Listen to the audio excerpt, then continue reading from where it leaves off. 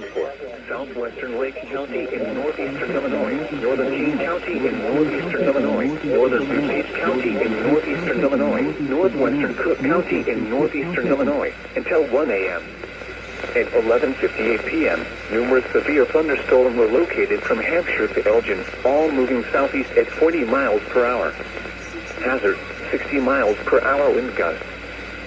Source, radar indicated.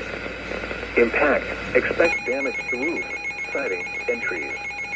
Locations impacted include Elgin, Arlington Heights, Schaumburg, Palatine, Des Plaines, Mount Prospect, Wheaton, Hoffman Estates, Downers Grove, Elmhurst, Lombard, Buffalo Grove, Bartlett, Streamwood, Carroll Stream, Hanover Park, Carpentersville, Wheeling, Addison, and Glendale Heights. Including the following interstates: Interstate 88 between mile markers 134 and 139. Interstate 90 between mile markers 56 and 74. Interstate 290 between mile markers 1 and 15. Interstate 355 between mile markers 23 and 30.